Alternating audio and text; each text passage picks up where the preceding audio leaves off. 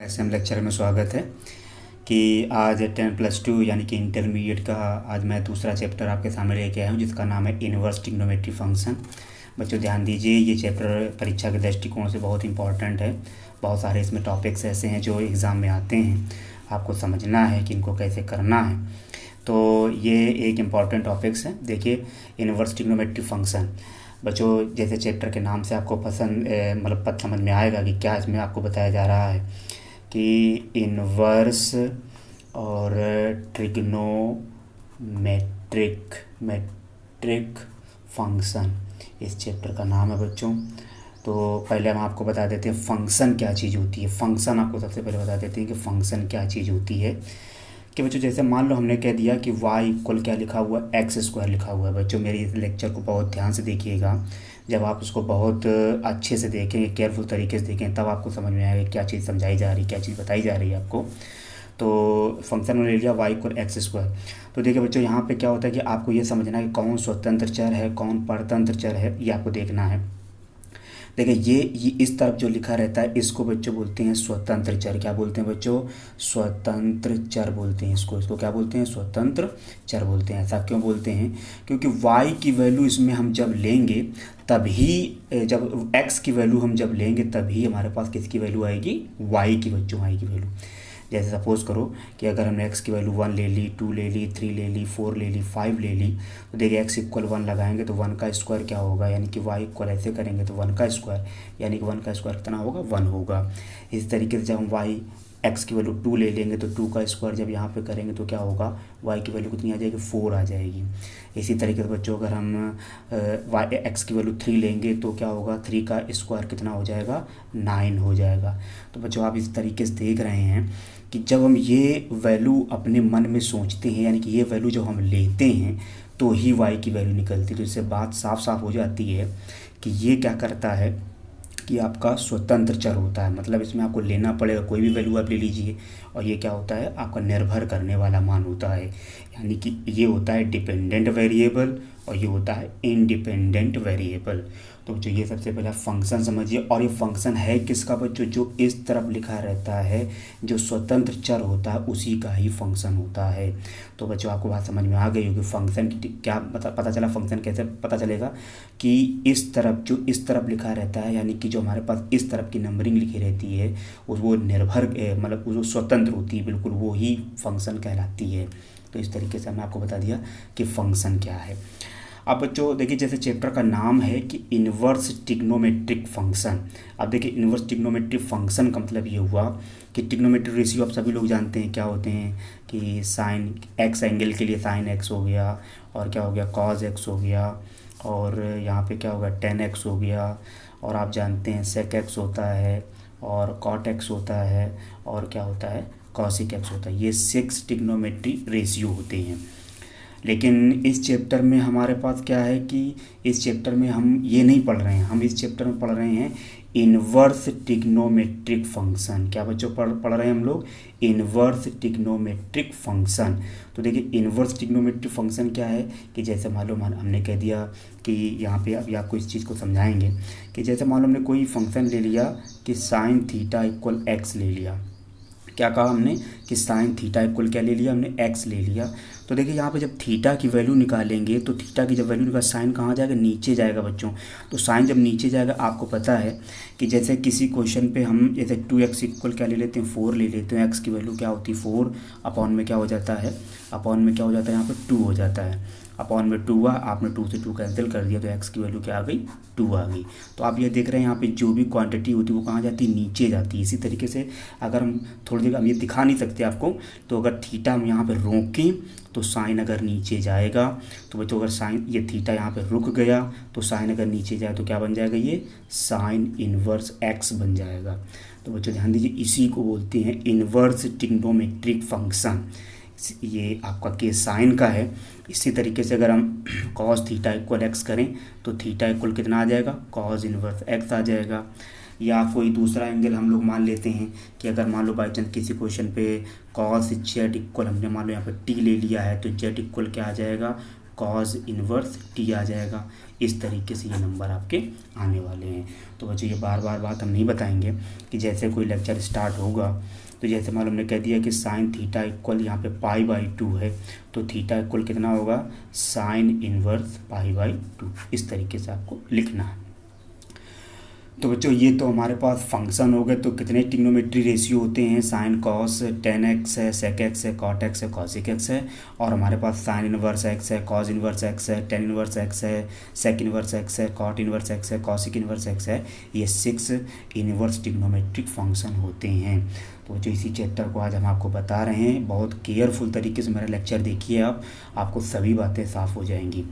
चलिए लेक्चर शुरू करने से पहले हम आपको कुछ बेसिक चीज़ें आपको बता देते हैं कि जैसे इस चैप्टर में आपको एक चीज़ सीखने को मिलेगी कि जैसे मान लो कहीं पर भी हम देख रहे होंगे कि जब सवाल क्वेश्चन कर रहे होंगे, क्वेश्चन करने में आपको एक दो प्रॉब्लम फेस होगा कि जैसे क्वेश्चन करने में क्या चीज़ें आपको सामने आएंगी कि एक सिंबल आपके सामने आएगा कि इस तरीके से आपके एक सिंबल बना होगा। ये सिंबल किसका सिंबल होता है, क्लोज्ड इंटरवल का होता है बच्चों। किसका होता है, क्लोज्ड इंटरवल का। अब देखिए आपको बता दें क्लोज्ड इंटरवल की डिफिनीशन क्या होती है। इसको हिंदी में बोलते हैं बंद अंतराल। क्या बोलते हैं बच्चों, इसको बंद अंतराल बोलते हैं। अब देखिए बंद अंतराल को मतलब हिंदी में बोलते हैं बंद अंतराल। जैसे मैंने यहाँ पे लिखा हो 2 और 3 लिखा हो तो एग्जाम्पल के थ्रू समझना बच्चों आसान होगा कि क्या मैं आपको बताना चाह रहा हूँ कि 2,3 का मतलब हुआ क्लोज्ड इंटरवल की परिभाषा ये होती है कि ये एलिमेंट भी शामिल होता है और ये भी एलिमेंट शामिल होता है और इसके बीच वाले एलिमेंट भी शामिल होते हैं। कि जैसे मान लो बच्चों पिछली क्लासों में आपने पढ़ा होगा कि एक रियल लाइन, एक वास्तविक रेखा माइनस इनफाइनाइट से प्लस इनफाइनाइट के बीच में होती है। यहाँ पे क्या होता है, मिड पॉइंट होता है, यानी कि 0, यहाँ 1, यहाँ 2, यहाँ क्या होगा 3 होगा, आगे 4 भी होगा, 6 और भी नंबर है। तो जैसे हमने यहाँ पे 2 और 3 का मतलब कहा है क्लोज इंटरवल की डिफिनेशन आपको बता रहे हैं, तो ये तो शामिल होगा ही होगा। इनके बीच में क्या होगा, 2.1 है, 2.2 है, 2.3 है, 2.4 है, 2.5 है, 2.6 यानी कि 2.9 तक के एलिमेंट इसमें शामिल होंगे। तो जैसे मान लो बच्चे हम किसी क्वेश्चन में कह दें कि 4 लिख दें और यहाँ पे 8 लिख दें, तो इसका मीन्स क्या हुआ, 4 और 8 शामिल है। इनके बीच में 4.1 है, 5 भी आएगा, 6 भी आएगा, 6.1 भी आएगा, 7.1 भी आएगा, 7.5 भी आएगा। ये सभी एलिमेंट इसमें शामिल होंगे। तो ये परिभाषा किसकी होती है, क्लोज्ड इंटरवल की होती है।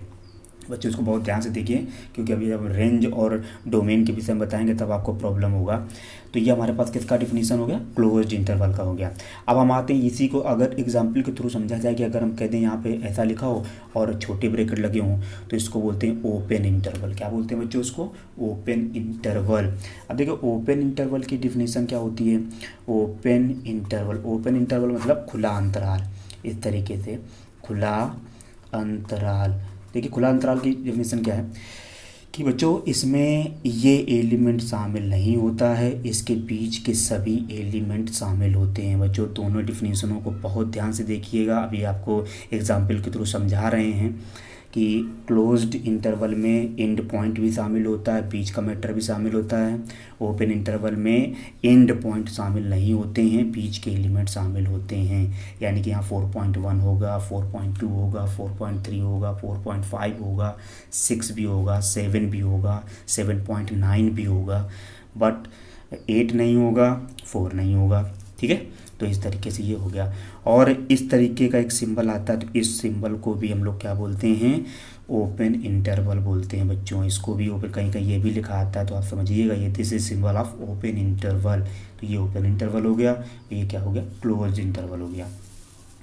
अब जो आपको हम बता देते इस चैप्टर के अंतर्गत आपको पढ़ना है डोमेन। डोमेन क्या होता है, एक शब्द आएगा डोमेन। डोमेन मीन्स होता है प्रांत। और एक चीज़ आएगी रेंज।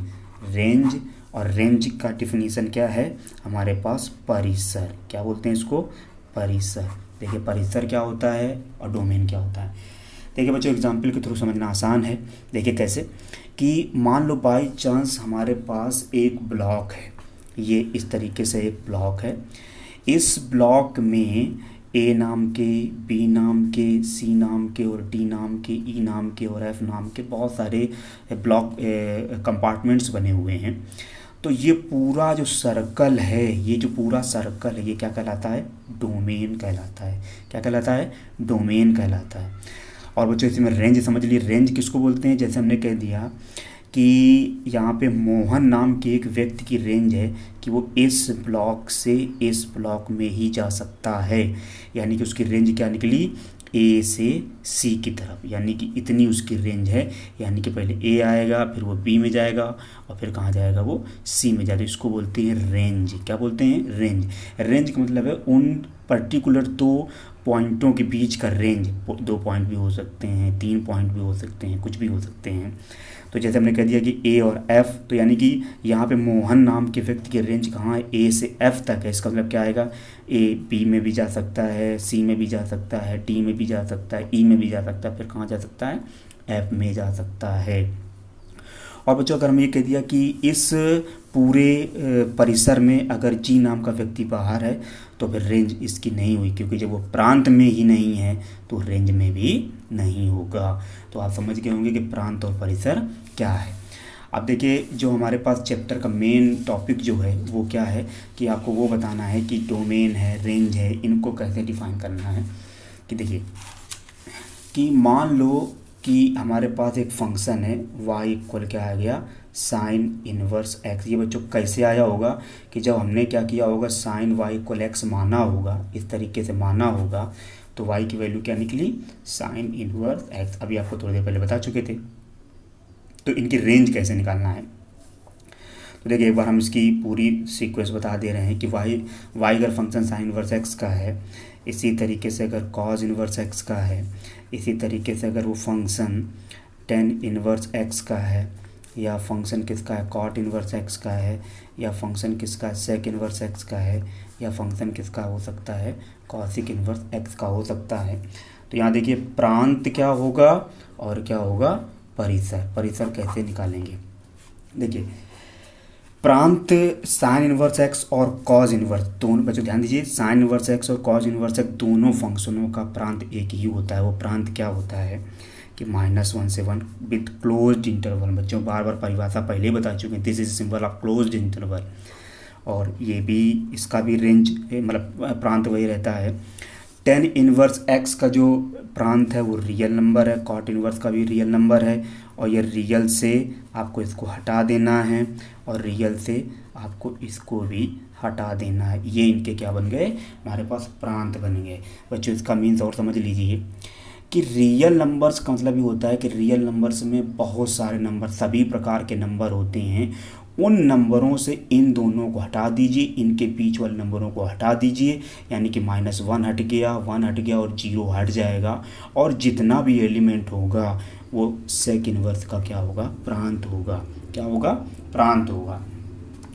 अब हम आपको बताते हैं रेंज क्या होता है। देखिए इस वाले फंक्शन की जो रेंज होती है वो होती है π/2 से π/2 विथ क्लोज्ड इंटरवल। इसमें जो रेंज होती है वो ये होती है। अब देखिए साइन का रिवर्स होता है कॉसिक इनवर्स x। साइन का रिवर्स क्या होता है? Cosec inverse x। तो देखिए साइन के हिसाब से 10 का चलता है ओपन इंटरवल में। देखिए साइन का 10 के हिसाब से, देखिए ये क्लोज इंटरवल लगा है तो इसमें क्या लग जाएगा? Open interval. माइनस होता है बच्चों यहाँ पे, माइनस ध्यान दीजिए। तो यहाँ माइनस का π/2 और यहाँ पे π/2 ये ओपन इंटरवल के साथ हो। कॉस वैसे होता है सेक का, लेकिन याद करने का स्टाइल है कॉस का कॉट के हिसाब से चलता है। तो यहाँ क्लोज्ड लगा है तो यहाँ क्या लग जाएगा? ओपन इंटरवल लग जाएगा। अब देखिए सेक इनवर्स कॉस के हिसाब से चलेगा तो कॉस की जो रेंज है, कॉस की जो रेंज है यानी कि 0 पाई है, और इस इंटरवल से हम लोग मतलब माइनस का π/2 को हटा देंगे, यानी कि इस इंटरवल से माइनस के π/2 को हटा देंगे। अब देखिए cosec inverse, this is interval sine inverse x, तो साइन इनवर्स एक्स के हिसाब से चलेंगे, यानी कि -π/2 और π/2 लिखेंगे और इस क्लोज्ड इंटरवल से 0 को हटा देंगे। तो बच्चों ये बहुत याद करना आवश्यक है। जब तक ये आपको अच्छी तरीके से याद नहीं होगा, वीडियो को 1-2 बार और देखिए, समझने की कोशिश करिए। Main target this quantity, main target this quantity, इसको आप अच्छे तरीके, जब परिसर आपको याद हो जाएगा, रेंज जब याद हो जाएगी, तभी क्वेश्चन लगाने में आपको अच्छे से समझ में आएगा। अब देखिए बच्चों एक नेक्स्ट आर्टिकल की तरफ बढ़ते हैं। नेक्स्ट आर्टिकल क्या कहता है कि मान लो कि बाई चांस जैसे यहाँ पे कहीं कहीं देखा होगा ऐसा लिखा रहता है साइन, और यहाँ पे लिखा साइन इनवर्स लिखा रहता है, यहाँ साइन एक्स लिखा रहता है। तो क्या होता है, साइन से साइन कैंसिल होकर क्या आ जाता है, एक्स आ जाता है। यानी कि आपने देखा होगा कि जैसे हमने कभी भी देखा होगा कि जैसे एक्स लिखा रहता है और उसका जो इन्वर्स लिखा रहता है, ये आपस में क्या हो जाता है, कैंसिल हो जाता है। यानी कि इस चीज़ को ऐसे भी लिख सकते हैं हम लोग, एक्स कैंसिल हो कितना आ गया, 1। इसी तरीके से यहाँ पे भी बच्चों हैं। तो जैसे हमने लिख दिया कि कॉज इन्वर्स, यहाँ पे कॉज एक्स लिख दिया तो कॉज से कॉज कैंसिल होगा, क्या आ गया, एक्स आ गया। यहाँ पे टेन इन्वर्स और यहाँ पे लिखा हो 10x लिखा हो तो 10 कैंसिल होगा, क्या आ गया, एक्स आ गया। और ये सिचुएशन मतलब साइन के साथ है, कॉस के साथ है, टेन के साथ है, कॉसिक के साथ भी होगी, सेक के साथ भी होगी, कॉट के साथ भी होगी, ठीक है। तो वो 3 नंबर हम नहीं लिख रहे हैं, आप समझ गए होंगे। और इस अदर फॉर्मेट को और कैसे लिखा जा सकता है, यानी कि इस अदर फॉर्मेट को ऐसे भी लिखा सकते हैं। कभी कभी देखा होगा साइन आगे लिखा रहता है, साइन इन्वर्स एक्स पीछे लिखा रहता है, तब भी बच्चों ये आपस में कैंसिल होकर क्या देंगे, एक्स देंगे। जैसे यहाँ लिखा हो कॉज लिखा हो, यहाँ कॉज इन्वर्स एक्स लिखा हो, कैंसिल आउट इज एक्स। तो इसमें भी वही रूल है, sine cos tan cot sec cosec के लिए, और यहाँ पे sine cos tan cot cosec के लिए भी रूल है। तो ये बच्चों बहुत बेसिक प्रॉपर्टी हैं, इनको आप अच्छे से जब पढ़ेंगे समझेंगे तब आपको अच्छा सा समझना है। चलिए अब हम लोग नेक्स्ट आर्टिकल की तरफ चलते हैं कि इन्वर्स ट्रिग्नोमेट्रिक फंक्शन नेगेटिव में कैसे काम करते हैं। कि जैसे मान लो कि हमारे पास साइन इन्वर्स माइनस एक्स लिखा है, साइन इन्वर्स माइनस एक्स लिखा है, तो इसका फार्मूला होता है साइन इन्वर्स एक्स। इसी तरीके से कॉज इन्वर्स माइनस एक्स अगर लिखा है तो pi minus cos inverse x. इसी तरीके से टेन इन्वर्स माइनस एक्स अगर लिखा है तो माइनस टेन इन्वर्स एक्स। और कॉसिक इन्वर्स माइनस एक्स लिखा है तो माइनस कॉसिक इन्वर्स एक्स। और सेक इन्वर्स माइनस एक्स लिखा है तो pi minus sec inverse x. और एक नंबर रह गया कॉट इन्वर्स अगर माइनस एक्स लिखा है तो आ जाता है pi minus cot inverse x. ये बच्चों बेसिक फार्मूले हैं, इनको बहुत बहुत केयरफुल तरीके से आपको याद करना है। जब ये बहुत अच्छी तरीके से याद हो जाएंगे तब आप इसका अच्छी तरीके से बेनिफिट उठा पाएंगे। तो ये प्रॉपर्टी आपको अच्छी तरीके से याद होनी चाहिए। चलिए अब हम लोग इस वीडियो सीरीज के अगले टॉपिक की तरफ चलते हैं। अगला टॉपिक क्या है कि ये रेंज हो गया, डोमेन हो गया, सब आपको बता दिए हैं कि इस तरीके से इनको समझना है। अब इनकी कुछ प्रॉपर्टीज़ हैं। जैसे मान लो हमने कोई क्वेश्चन लिया, एक प्रॉपर्टी आती है sign inverse x plus cos inverse x की वैल्यू क्या होती है, पाई बाई 2 होती है। इसी तरीके से यहाँ पे आता है sec inverse x plus cosec inverse x, इस वैल्यू इज़ पाई बाई 2। और यहाँ पे आता है tan inverse x plus cot inverse x, value कितनी होती है, पाई बाई 2। तो बच्चों ये प्रॉपर्टी तभी लग पाएंगी जब ये एंगल क्या होगा, सेम होगा, दिस एंगल सेम होगा, ये वाला एंगल सेम होगा, तभी वैल्यू क्या होगी, पाई बाई 2 होगी। यहाँ पे मान लो वाई भी आ सकता है किसी क्वेश्चन में, तभी वैल्यू पाई बाई 2 हो जाएगी। कुल मिलाकर हमारा कहने का मतलब है कि ये वाला एंगल जब सेम वर्किंग हो जाएगी तब बच्चों इसकी वैल्यू कितनी हो जाएगी, पाई बाई 2 हो जाएगी। तो ये आपको 3 आर्टिकल से ये भी समझना है। अब देखिए प्रिंसिपल वैल्यू पे आधार इसके अभी और भी आर्टिकल्स हैं, और भी हम आपको धीरे धीरे अपने वीडियो सीरीज में प्रोवाइड कराएंगे कि क्या क्या है। तो अब आपको कुछ क्वेश्चंस इसके बता देते हैं कि मेन ब्रांच के क्या क्वेश्चन आपको आ सकते हैं। इसके भी बहुत सारे फार्मूले हैं, वो आपको बाद में बताएंगे, अगली सीरीज में आपको इसको प्रोवाइड कराएंगे। जैसे मान लो बच्चों किसी क्वेश्चन को हम करने के लिए करने के लिए जा रहे हैं और हमने कुछ क्वेश्चन ले लिए कि जैसे मान लो किसी नंबर्स को निकालना है या किसी की वैल्यू निकालनी है। कि जैसे मान लो हमने एक एग्जांपल के थ्रू पे ले लिया, एक क्वेश्चन ले लिया इस तरीके से कि इसमें आपको वैल्यू निकालनी है कि किसी भी एंगल को किस तरीके से वैल्यूएशन करते हैं, कैसे निकालना है वो देखिए। कि जैसे मान लो कोई सवाल अगर एग्ज़ाम पे आया, कह रहा है मुख्य मान ज्ञात कीजिए, ऐसे लिख के आया कोई क्वेश्चन लिख के आया कि मुख्य मान ज्ञात कीजिए। तो जैसे मान लो लिख दिया हमने कि साइन इन्वर्स 1/2। ये बच्चों क्वेश्चन बताने से पहले एक चीज़ आपको और समझा दें कि अगर कोई क्वेश्चन अंश से अगर आप उस डिग्री रेडियन में जाना चाहते हैं, किस में जाना चाहते हैं, रेडियन में जाना चाहते हैं, तो मल्टीप्लाई पाई अपॉन 180 डिग्री का करिएगा। और अगर आप रेडियन में हैं और रेडियन से किस में ले जा रहे हैं, अंश में ले जा रहे हैं, तो मल्टीप्लाई 180 डिवाइड पाई का मल्टीप्लाई करिएगा। तो जैसे इसको हम एक बार करके दिखा देते हैं आपको कि अंश का मतलब 30 डिग्री को हमें डिग्री से रेडियन जाना है, तो 30 डिग्री से कहाँ जाना है, रेडियन में जाना है। तो पाई अपॉन 180 का मल्टीप्लाई, 0 0 कैंसिल और ये भी कैंसिल, तो पाई/6 this is quantity of radian. और अगर यही क्वेश्चन ऐसे आ जाए कि मान लो अगर हम पाई/6 लिखा है, रेडियन में लिखा है और आपको डिग्री में ले जाना है, तो 180 डिग्री अपॉन पाई, क्योंकि बता चुके हैं कि रेडियन सेंस में जाना तो ये करना है, डिवाइड कर दिया तो आंसर कितना आ गया, 30 डिग्री आ गया। तो इस तरीके से ये आपको बात समझ में आ गई होगी। अब देखिए क्वेश्चन हमने क्या ले रखा है कि साइन इनवर्स 1/2 का मुख्य मान आपको बताना है। किसका मान बताना है, साइन इनवर्स 1/2 का। तो बच्चों पहले ये देखिए, आप पहले बहुत ध्यान से देखिए कि किस एंगल की वैल्यू होती है, ये किस एंगल की वैल्यू 1/2 होती है। सभी को पता है 30 की वैल्यू होती है, और 30 को क्या लिखा जा सकता है, साइन पाई/6। और अभी हम थोड़ी देर पहले आपको बता चुके हैं कि साइन इनवर्स और साइन एक्स होता है अगर, तो साइन से साइन कैंसिल हो जाता है, वैल्यू कितनी आती है, एक्स आती है। वही बच्चों यहाँ पर भी है कि साइन से साइन कैंसिल हो जाए और आंसर कितना हो जाएगा, पाई/6, ये इसका मुख्य मान होगा। अब देखिए ये इसमें एक काम और देखना है आपको, साइन वाले फंक्शन का रेंज भी देखना है। इसकी रेंज क्या थी कि -पाई/2 से पाई/2, अभी लेक्चर में देख चुके हो आप लोग, -पाई/2 से पाई/2। अब देखिए इसके बीच में क्या आएगा, -90 के बीच में क्या होगा, -30 भी आएगा, 45 भी आएगा, 0 भी आएगा, 15 भी आएगा, तो 30 भी आएगा, 45 भी आएगा। इस तरीके से ये रेंज आएगा। इसका मतलब ये क्या हुआ कि साइन के फंक्शन की रेंज इसके अंदर है, तो ये आंसर आपका बिल्कुल करेक्ट है, यानी कि पाई/6 इस रेंज के अंदर है, इसलिए आंसर ये सही है। वैसे देखा ये गया है कि साइन इनवर्स 1/2 हमारे पास और भी एंगल्स की वैल्यू है। जैसे मान लो हमारे पास आ जाता है कि यहाँ पे ले लेते हैं कि साइन 150 की वैल्यू भी होती है, 150 की भी वैल्यू होती है, लेकिन 150 बच्चों इस रेंज में नहीं है, इसलिए उस वैल्यू को आप लेंगे नहीं।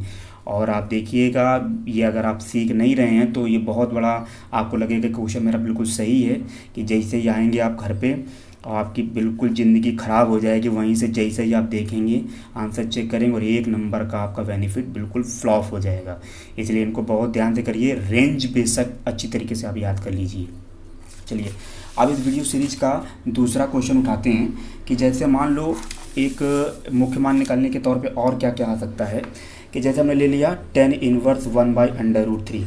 अब देखिए tan इनवर्स लिखा हमने, और tan के किस एंगल की वैल्यू होती है, ये tan पाई/6, क्योंकि 30 डिग्री और tan कैंसिल हो गया, आंसर कितना आ गया, पाई/6, ये इसका क्या हो गया, मुख्य मान हो गया।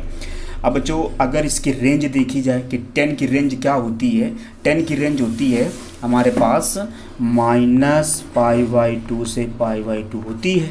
अब देखिए ये ओपन इंटरवल के सिंबल हैं, तो ये तो नहीं होंगे, इनके बीच में तो 30 आएगा ही आएगा, तो इसका मतलब ये हमारा बिल्कुल करेक्ट आंसर है, बिल्कुल एग्जैक्ट करेक्ट आंसर है। चलिए अब हम कुछ नेगेटिव नंबर्स के मुख्य मान निकालना ले लेते हैं, कि जैसे मान लो बाई चांस हमने क्वेश्चन एक ले लिया कि यहाँ पे क्वेश्चन नंबर 3 की तरफ ले लिया, क्या लिखा, कॉज इनवर्स -1/2 ले लिया। सभी बच्चे हैं कॉज इनवर्स -1/2 की वैल्यू जानते हैं कि कॉज इनवर्स क्या होता है, ये कॉज 120 की वैल्यू होती है। 120 को डिग्री में क्या लिखते हैं, 2π/3, कॉज कैंसिल हो गया और आंसर कितना आ गया, 2π/।